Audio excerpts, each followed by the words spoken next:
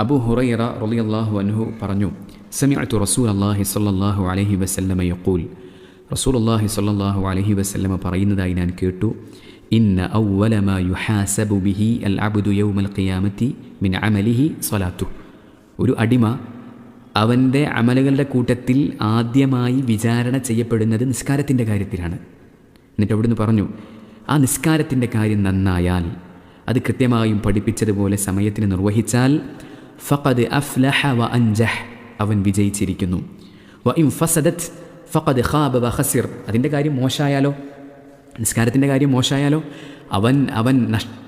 അവന് നഷ്ടം സംഭവിച്ചിരിക്കുന്നു, അവൻ പരാജയപ്പെട്ടിരിക്കുന്നു എന്ന് റസൂലുള്ളാഹി സ്വല്ലല്ലാഹു അലൈഹി വസല്ലമ പറഞ്ഞു. എൻ്റെ പ്രിയപ്പെട്ട സഹോദരങ്ങളെ, അല്ലാഹു സുബ്ഹാനഹു വ തആല നമ്മൾ ചെയ്യുന്ന പ്രവർത്തനങ്ങളിൽ ആദ്യം വിചാരണയ്ക്ക് വിധേയമാക്കുന്നത് നിസ്കാരത്തെയാണ്. അല്ലാഹു സുബ്ഹാനഹു വ തആല ആദ്യം വിചാരണയ്ക്ക് വിധേയമാക്കുന്നത് നിസ്കാരത്തെയാണ്. ആ വിഷയം വളരെ ഗൗരവത്തോടുകൂടെ, നിസ്കാരത്തിൻ്റെ വിഷയം വളരെ വളരെ ഗൗരവത്തോടുകൂടെ കാണാൻ നമുക്ക് സാധിക്കേണ്ടതുണ്ട്.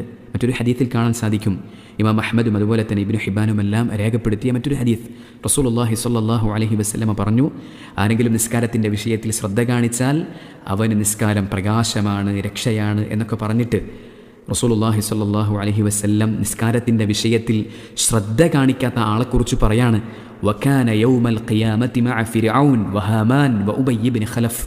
നിസ്കാരത്തിൻ്റെ കാര്യത്തിൽ ശ്രദ്ധ കാണിക്കാത്തവൻ നാളെ ഖിയാമത്ത് നാളിൽ അവൻ ഫിർഔനിൻ്റെ കൂടെയായിരിക്കും. ആരാണ് ഫിർഔൻ? എല്ലാവർക്കും അറിയാവുന്നതാണ്. ഫിർഔൻ അള്ളാഹുവിൻ്റെ ദീനിൻ്റെ വലിയ ശത്രു, അള്ളാഹുവിൻ്റെ ദീൻ സ്വീകരിച്ചവരെ ക്രൂരമായി വേട്ടയാടിയിരുന്ന, അള്ളാഹുവിൻ്റെ ദീനിനോട് വലിയ അഹങ്കാര സമീപനം സ്വീകരിച്ചിരുന്ന, അന റബ്ബുക്കുമുൽ അഅല, ഞാൻ നിങ്ങളുടെ ഉന്നതനായ, ഏറ്റവും ഉന്നതനായ റബ്ബാണ് എന്ന് പ്രഖ്യാപിച്ച ധിക്കാരിയായ മനുഷ്യൻ, ലോകം കണ്ട വലിയ ധിക്കാരി.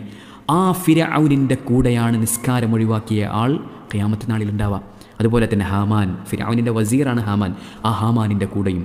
അതുപോലെ തന്നെ ഉബയ്യ് ഇബ്നു ഖലഫ്, റസൂലുള്ളാഹി സ്വല്ലല്ലാഹു അലൈഹി വസല്ലം റഹ്മത്തുൽ ലിൽ ആലമീനായ അള്ളാഹുവിൻ്റെ റസൂൽ സ്വല്ലല്ലാഹു അലൈഹി വസല്ലമയുടെ കയ്യാൽ ഉഹദ് യുദ്ധത്തിൽ കൊല്ലപ്പെട്ട, ആലോചിച്ച് നോക്കണം, റസൂലുള്ളാഹി സ്വല്ലല്ലാഹു അലൈഹി വസല്ലമയുടെ കയ്യാൽ ഒരാൾ കൊല്ലപ്പെട്ടാൽ അയാൾ എത്രമേൽ നിന്ദ്യനായിരിക്കും, എത്രമേൽ അവൻ മോശമായിരിക്കും. അങ്ങനെയുള്ള റസൂലുള്ളാഹി സ്വല്ലല്ലാഹു അലൈഹി വസല്ലമയുടെ കയ്യാൽ കൊല്ലപ്പെട്ട അള്ളാഹുവിൻ്റെ ദീനിൻ്റെ വലിയ ശത്രുവായ ഉബയ്യ് ഇബ്നു ഖലഫ്, ആ ഉബയ്യ് ഇബ്നു ഖലഫിൻ്റെ കൂടെയൊക്കെ ആയിരിക്കും നാളെ ഖിയാമത്ത് നാളിൽ നിസ്കാരം ഒഴിവാക്കിയ ആൾ ഉണ്ടാവുക എന്ന് റസൂലുള്ളാഹി സ്വല്ലല്ലാഹു അലൈഹി വസല്ലമ തങ്ങൾ തന്നെ നമുക്ക് പഠിപ്പിക്കുകയാണ്. അപ്പോൾ നിസ്കാരത്തിൻ്റെ വിഷയം വളരെ ഗൗരവത്തിൽ നമ്മൾ കാണേണ്ടതുണ്ട്. ഈ ഹദീസ് വിശദീകരിച്ചുകൊണ്ട് ഉലമാക്കളിൽ ചില ആളുകൾ പറയുന്നത് കാണാൻ സാധിക്കും, ഈ ഹദീസ് നമുക്ക് പഠിപ്പിക്കുന്ന പാഠം, നിസ്കാരം ഒഴിവാക്കിയ ആൾ അള്ളാഹുവിൻ്റെ ദീനിൽ നിന്ന് പുറത്തു പോകുമെന്നതാണ്.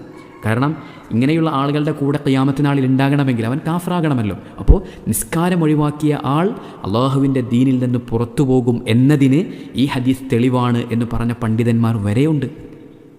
നിസ്കാരം ഒഴിവാക്കിയവൻ കാഫറാകുമോ ഇല്ലയോ എന്ന് പണ്ഡിതന്മാർക്കിടയിൽ ചർച്ചയുണ്ട്.